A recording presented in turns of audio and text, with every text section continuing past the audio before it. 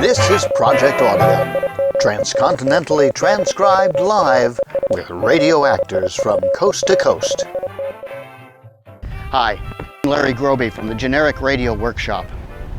You know, in the days before television, America got its entertainment from two sources: radio and the movie theater. Everybody could hear radio, stations were across the country, and even the smallest of towns had a local movie theater. And so there were crossovers when radio stars went into movies and movies came to the radio. Hollywood came to the airwaves through shows like Lux Radio Theater, Screen Directors Playhouse, and Screen Guild Theater, with cleverly condensed versions of recent and classic films. Today we have an example, the Oxbow Incident, in a 1952 radio adaptation of a 1943 film based on a 1940 book. It's a gritty story about men goaded into vengeance and violence. These days, the great anthology series like Lux and Screen Guild have long since left the airwaves, and there's hardly any open theaters in which to watch a movie. So instead, let's listen as Project Audion's coast-to-coast group of radio actors recreate the Oxbow Incident. One ticket, please.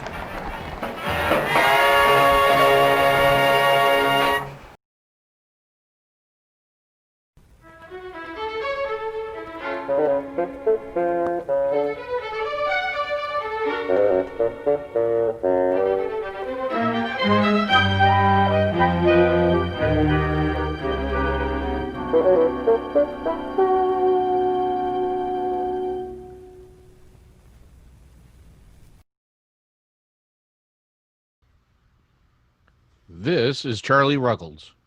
This is Edward Arnold. And this is Angela Young saying welcome to Hollywood Soundstage.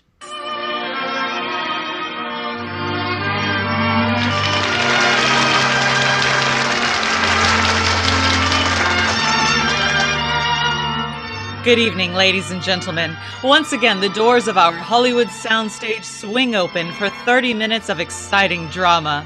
A most unusual story tonight, one of the greatest stories ever brought to the screen. A gripping and realistic study of what happens to men when they become a mob. Hollywood Soundstage is proud to bring you, transcribed, 20th Century Fox Studios' magnificent motion picture, The Oxbow Incident. Based on the famous novel by Walter Van Tilburg Clark and starring Edward Arnold, Charlie Ruggles, and the Screen Guild Players.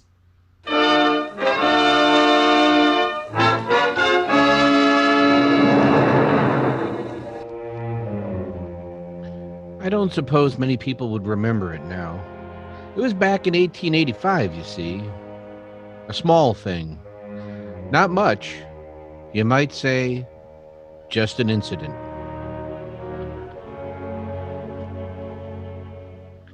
The town looked almost deserted that day. A few wooden shacks, a blazing sun.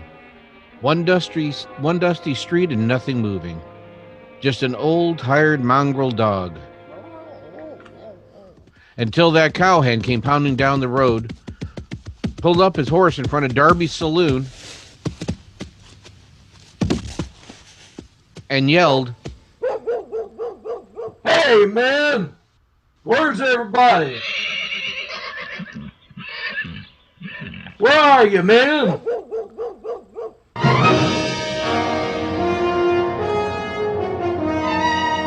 The boys came piling out of the bar. What's going on? Must be money. And pretty soon, the way they sounded, I could tell that something was wrong. So I left my place. I ran the general store, you see, and went right over to find out. Darby was the one who told me, standing behind the bar and polishing a glass. Someone got Larry Kincaid last night. They found him laying in a dry wash this morning. Dead? Shot right through the head. But Kincaid didn't have any enemies. Who'd do a thing like that? Been a lot of cattle stolen this year. You mean rustlers? Maybe. Jeff Farnley's taking it pretty hard. Him and Kincaid were buddies. Yeah, I know. And them other boys are kind of hot, too. They found them rustlers. They might do something about it. A lynching? I wouldn't be surprised.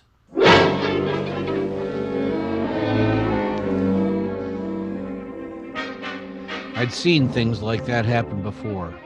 1 minute, just a crowd of men. The next minute, a mob. You know what's a funny thing about mobs? No one wants to be first, and no one wants to be last. But just let someone start it off, and the madness spreads like a prairie fire. I knew they wouldn't listen to me, so I sent a lad running down to Judge Tyler.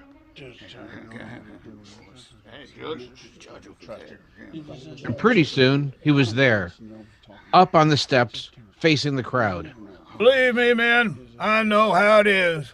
My old friend Larry Kincaid, one of the finest and noblest gentlemen that ever walked on Cut the stumping, Judge. We got a job to do.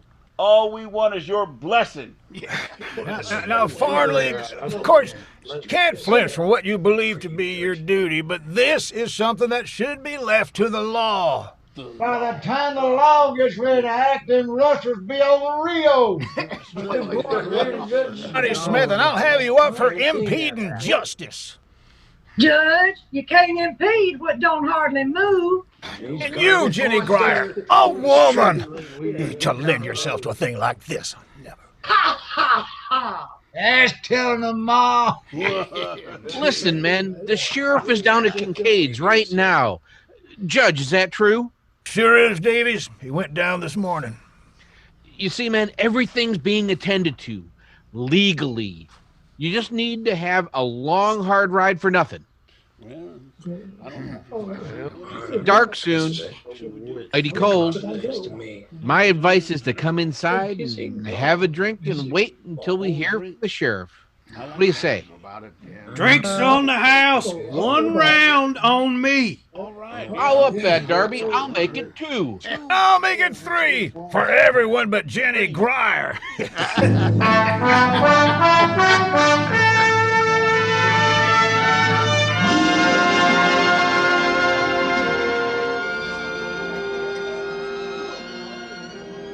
We had him laughing. We were sure we'd won.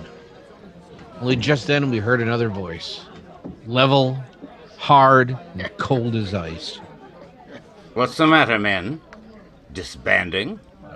Looks that way, Major Tetley. For the Davies here just about convinced us. Of what, Mr. Davies? It's useless to follow these men, Major. They could be over the Rio by now. That they aren't. As it happens, they went east by Bridger's Pass.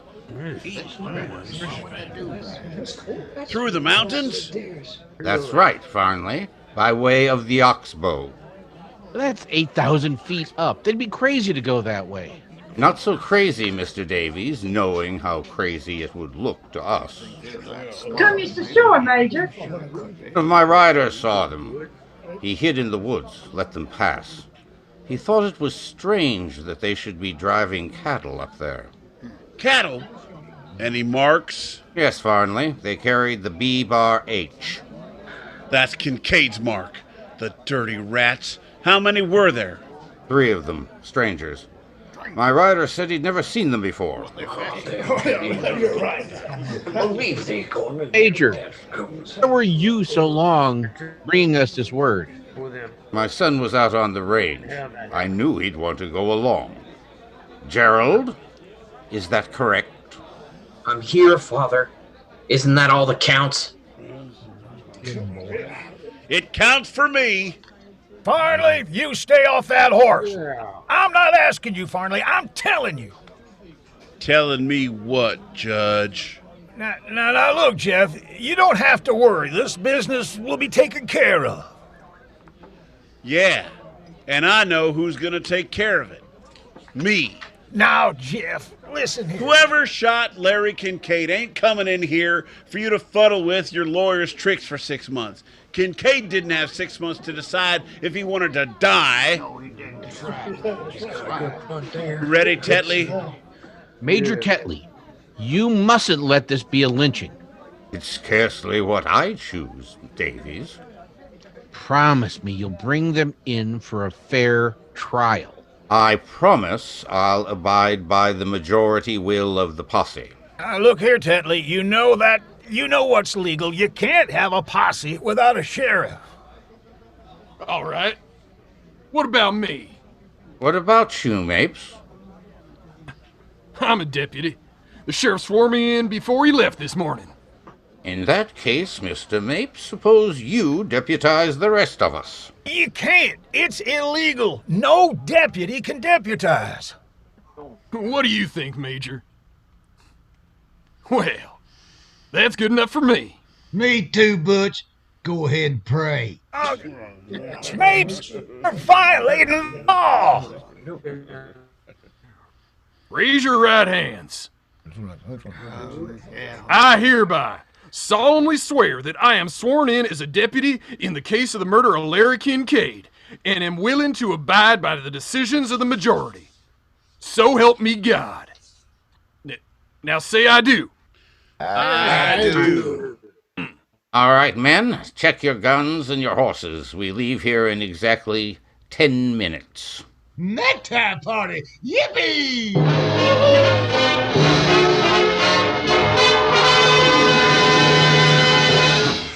Ain't every day we get a hanging in a town as dead as this one.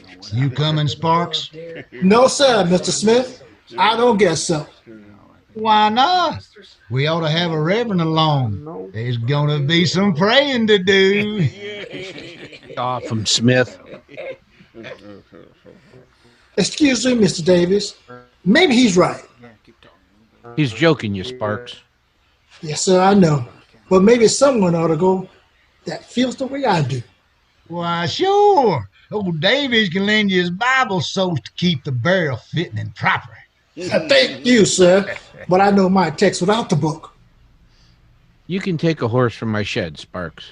Come along. We'll get him out. Thank you, sir.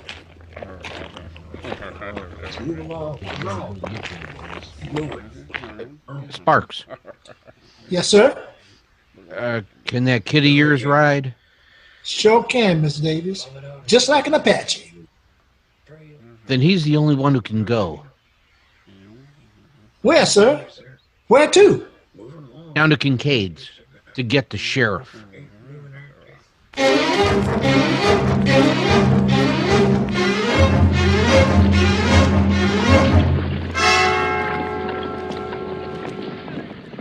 Just a closer walk with you. Gerald, wouldn't your father want you to be riding up with him? Sure, I suppose so. Major Tetley and son, riding out at the head of the pack. You don't like this thing, do you? How can you like it? Going out to hunt men like coyotes or rabbits? We're very brave, aren't we? 28 of us sticking together, trying to tell ourselves we're noble and right. Not one of us willing to cut and run because we're afraid somebody might think we're yellow. If you feel that way, why did you come? Because I'm weak, and my father's strong, and that's hell. You understand how that's hell? You didn't start this. It isn't your fault, son. If we get those men and hang them, I'll kill myself. I won't go on living, remembering I saw it and was part of it myself. You could still go home. No, I can't. And even if I could, it wouldn't matter. I don't count. Gerald! I'm coming, Father! Say, Davies, I just heard that Tetley kid sounding off. What's feeding on him, anyway? Lots of things, I guess. You know, he's not much like his father, Darby. He's soft. Besides, he's been sick a lot. Likes to stay by himself and read. Don't sound right in the head to me. Maybe not. But how would you feel if you knew your own father hated you?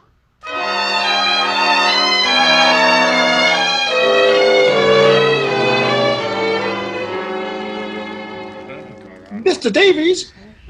That you, Sparks? Oh. Thank. Oh, not at all. I was feeling rather lonesome myself. Mighty cold here, ain't it, sir? It'll be worse later. Yes, sir, Mr. Davies. I sure wish we were out of this business. So do the others, but they're afraid to admit it. This man taking on himself the Lord's vengeance. Do you think the Lord knows what's happening here tonight? Yes, sir. He marks the sparrow's fall. I saw my own brother lynched, Mr. Davies. I was just a little fellow then. Had he done what they picked him up for? We didn't any of us ever know. They lynched him without being sure? Oh, they made him confess. But it wouldn't have done any good if he didn't. Confessing just made it shorter, that's all. Yeah, it happens that way sometimes. Time to move, men. Let's get going. We gotta have faith, sir. We gotta wait for a sign. I know, Sparks, but how long? How long?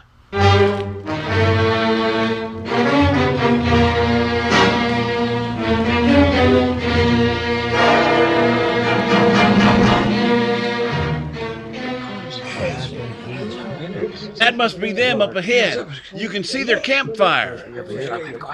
Would they be showing a fire if they were on the run? They would if they thought they weren't being followed, Davies. Now, men, let's not have any shooting or rough work until they've had a chance to tell it their way. The one that got Kincaid is mine. Don't forget that, Major. I won't, Farnley. He's yours. When we're sure. Gerald, you come with me. Mapes, you take 6 men and work around the back. We'll close in simultaneously. Mr. Davies, would you like a gun? No, thank you. Sparks? No, sir, Major. Thank you just the same. As you choose. Let's go, boys, and good luck.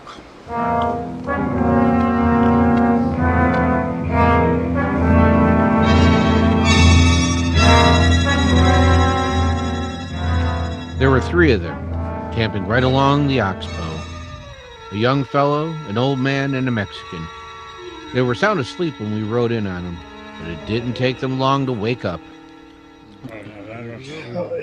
What is this? What's the matter? Don't move, young man. And put your hands up. The rest of you, too. You, Mex. No, sabe. That's all right, brother.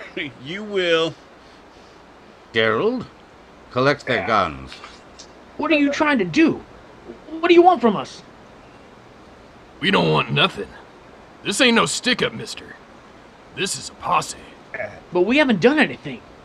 That remains to be seen. Gerald! What? You fool, don't get between him and my gun. What's all the mystery? Why don't you tell us what we're being held for? I'd rather you told us. Told you what? What are you talking about? Rustling. Ever hear of it? Rustling? And murder. Murder? Ain't we had enough palaver? Let's get it done and go home. That will do, Farnley. Who says so? Who picked you to be boss anyway? We got him. I say let's swing him before we all freeze to death. Yeah. There's a fire over there. If you're cold, warm yourself. All right, men. Bring the prisoners over by the fire. I'll question them there. Mr. Davies, Yes, Sparks? you think the sheriff's going to get here in time? That's what I've been thinking about. Suppose he doesn't get here at all.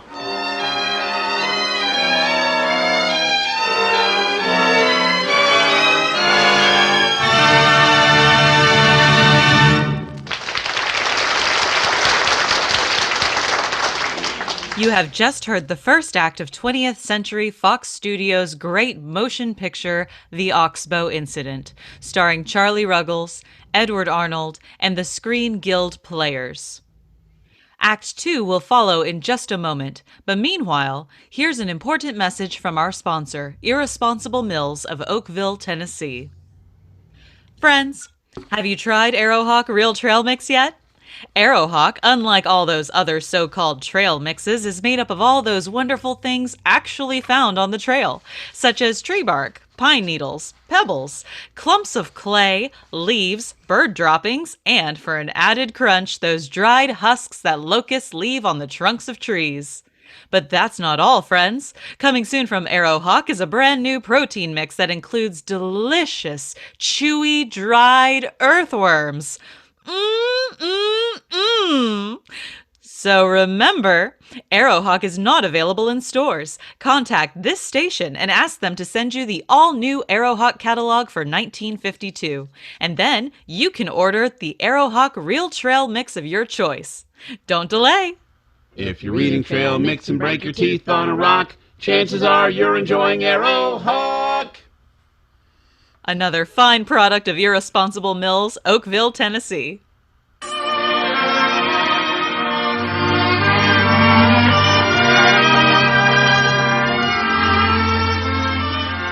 And now, starring Edward Arnold as Major Tetley and Charlie Ruggles as Mr. Davy, Hollywood Soundstage presents Act 2 of The Oxbow Incident.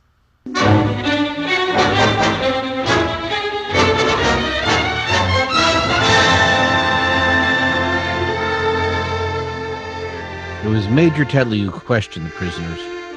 Very formal and very quiet. Too formal. Too quiet. There was something unhealthy about it. Something horrible. Deep down inside, he was enjoying himself. He took the young fellow first, the one who seemed to be the boss. What's your name, young man? Donald Martin. Where are you from? Ike's Hole. That's a lie. Mr. Smith. I get around Pike's Hole a lot. I ain't never seen this fella before. Moved in 3 days ago. Baker's place. I bought it in Los Angeles last month. I gave him $4,000, sight unseen. Then, brother, you was robbed. Well, Emily's there right now, my wife and kids. Why don't you take me back and let me prove it? I'm entitled to a trial. You're getting a trial with 28 of the only kind of judges that murderers and rustlers get in this country. Do you have any cattle up here with you? I won't ask you again. Yes. I've got 50 head. Where did you get them? From Mr. Kincaid. That's what we figured, son. I didn't steal them, honest. I bought and paid cash for them. Got a bill of sale? Mr. Kincaid was out on the range. He said he'd mailed the bill of sale to me. Farnley? Yeah? How long have you known Larry Kincaid? Ever since we was kids. Ever know him to sell any cattle without a bill of sale? Never. But he did. He'd tell you himself. Why don't you go and ask him? Quit bluffing. You know that Larry Kincaid can't tell us anything. Why not? He's dead.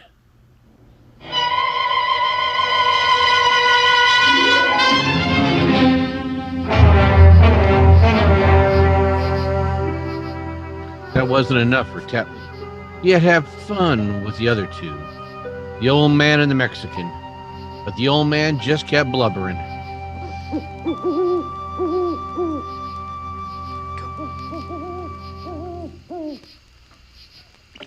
I didn't do nothing to that dog.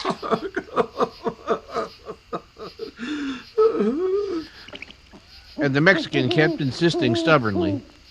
No sabe, señores. No sabe. No sabe. And still young Martin stuck by his guns, refusing to change his story a bit. I tell you, Kincaid was alive yesterday afternoon. He sold me those cattle to stock my place. Don't you believe me? Why do you have to blame it on me? Who gave you the ride? Who sent you up here? The sheriff. That's not true, Major Tetley. The sheriff didn't even know we were coming. No, but I did. That's right, Mapes. Mr. Davies, perhaps I should have said the deputy sheriff. That makes it quite legal, I believe. He's probably right about that. Listen, man, I'm not trying to obstruct justice.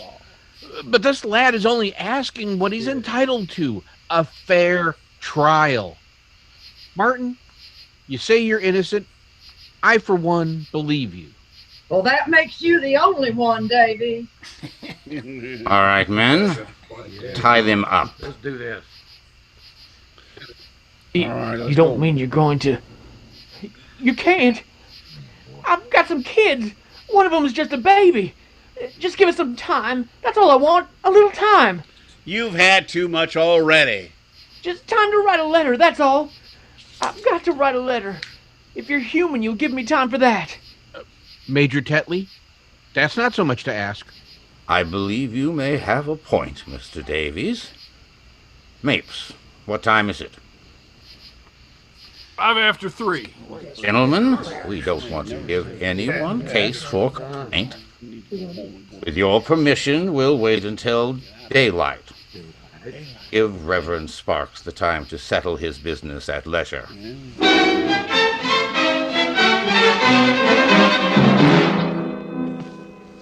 Oh, together, children, don't you get weary. He gave the letter to me, Major Tetley. Asked me to take it to his wife. If only you'd read it. It's such a fine letter. I'm not disputing that, Mr. Davies. But if it's an honest letter, it's none of my business to read it. And if it isn't, I have no interest in it.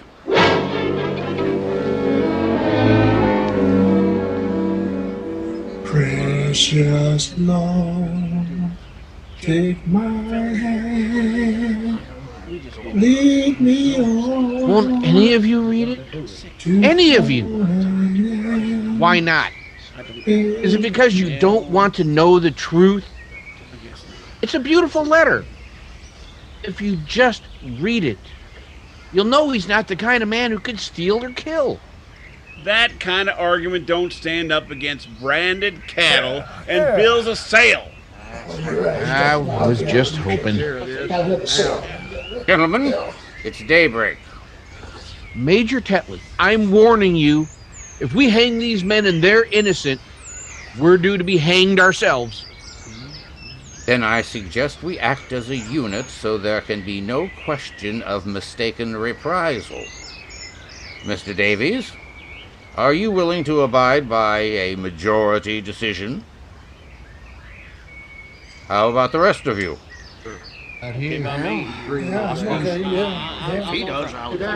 Well, all right. All who agree with Mr. Davies for putting this off and turning it over to the courts, step over here. Mr. Davies, 1. And me, sir. Sparks, that's 2.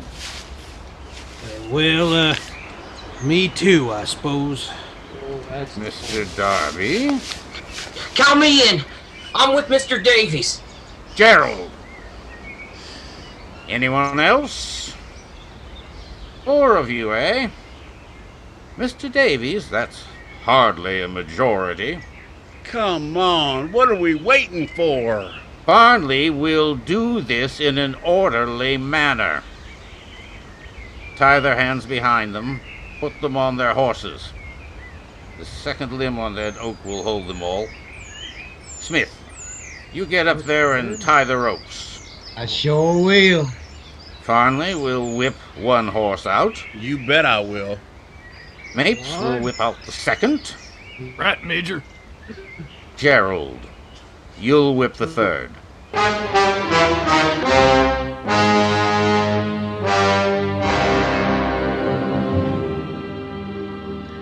I could see it now.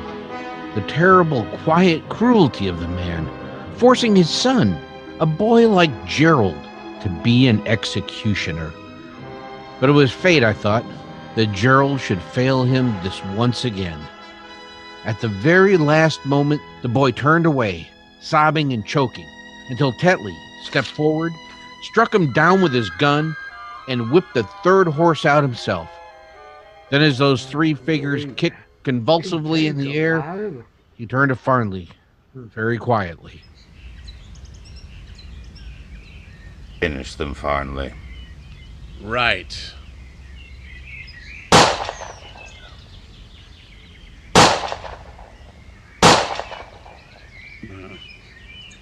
Oh, that's done. Hell, that's done with. Now we can. Hey, you there! What's going on? It's the sheriff. Hey, it's the sheriff. What's up there? What's all the shooting for? There they are, Sheriff. We got 'em all right. Got who, Mapes? What you talking about? Kincaid's murderers. We got all three of them. And hung them, too. You must be loco. Larry Kincaid ain't dead. Not dead. But we thought... I just left Kincaid with the doctor. And I got the fellas that shot him, too. Oh, no. What's he talking about? These fellas, they... Larry's cattle, and no bill of sale, and Give me your badge, Mapes. Oh, sure. Oh, no. Mr. Davies, I know you well enough to know you didn't have anything to do with this. I'm depending on you to tell me who did.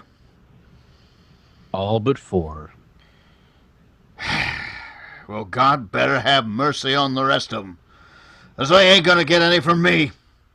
I'll meet you at Judge Tyler's in the morning. Lord, look what what are we gonna do now? It's a bad situation, fellas. Gentlemen, under the circumstances, I think we better return to our home.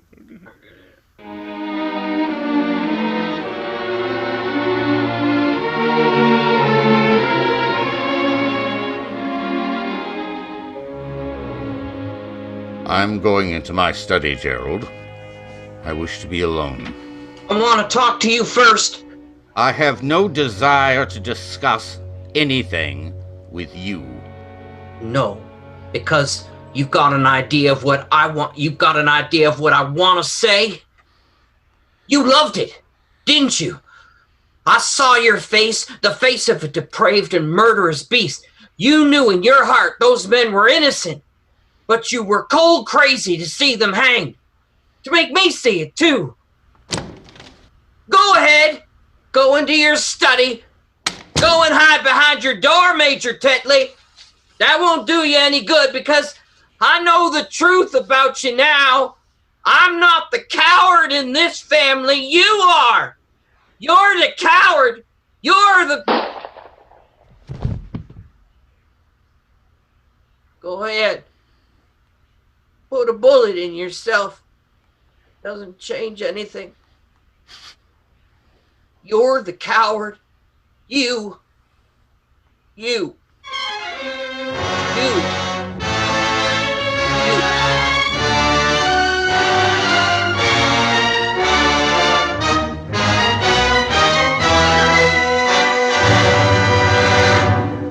I can't believe this is.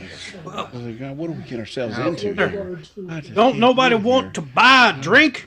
No, I don't. I ain't running the saloon for my health, you know. Well, I don't feel like a drink right now. Funny thing, me neither. Would some of you boys like me to tell you why? Oh, lay off, Davies. Because I asked you to read a letter, and you wouldn't. You wouldn't even listen to it. But you're gonna listen. No. You're gonna listen to it now. I'm gonna read it to you. It says, "Dear wife, Mr. Davies will tell you what is happening here tonight. He's done everything he can for me. I suppose there are some other good men here too, only they don't seem to realize what they're doing. They're the ones I feel sorry for. They'll have to go on remembering this all their lives. A man just naturally can't take the law into his own hands and hang people without hurting everybody in the world. Because then he's just not breaking one law, but all laws. Law is a lot more than words you put on a book, or judges, or lawyers, sheriffs you hire to carry it out. It's sort of like the conscience of the world. And when you hit it that, you hit it everybody. Everywhere. There's more, but it's kind of personal. I don't think he'd want me to read it. Besides, I think you've heard enough. Yeah, I gotta be going anyway. I think so. Me too. Yeah, me too. I think so. Getting late.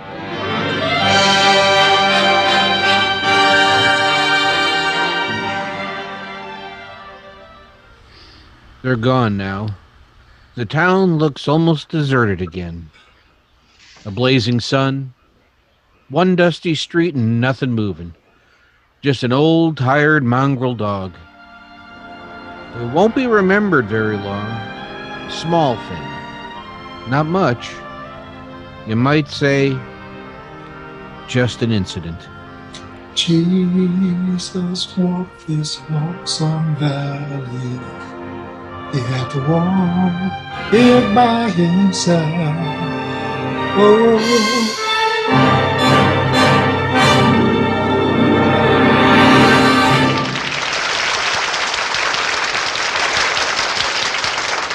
You have just heard the Hollywood Soundstage production of 20th Century Fox Studios' great dramatic hit, The Oxbow Incident, starring Charlie Ruggles as Mr. Davies and Edward Arnold as Major Tetley. Now, before our final curtain falls, one final word of thanks to our stars, Mr. Arnold, Mr. Ruggles, and the Screen Guild players, for a magnificent story, magnificently told. Believe me, you can all be proud of this wonderful half hour you've given us.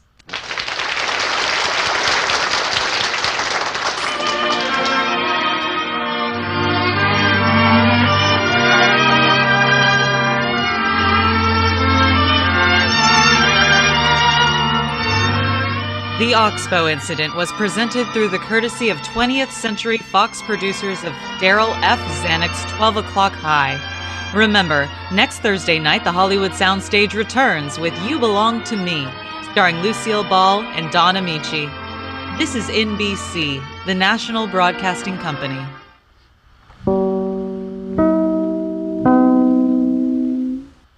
Our Project Audion presentation of the Oxbow Incident was directed by Pete Lutz, and our cast consisted of the following players: Paul Arbisi as Davies, Chris Messersmith as Major Tetley, Jack Ward as Gerald, Carl Thomas as Reverend Sparks, Dana Gonsalves as Martin, Ken Rainey as Green, the Mexican, and Dad, John Mauldin as Darby, John Bell as the Judge, Pete Lutz as Farnley, Norman Cline as Smith, Denise Cline as Ma, Lothar Tuppen as Mapes, and Larry Groebe as the Sheriff. And this is Angela Young, your announcer. That's our show for today. Be sure to check out all Project Audion's episodes available on YouTube or Facebook. And if you like us, drop us a line at project.audion@gmail.com. Until we meet again online, thanks for listening.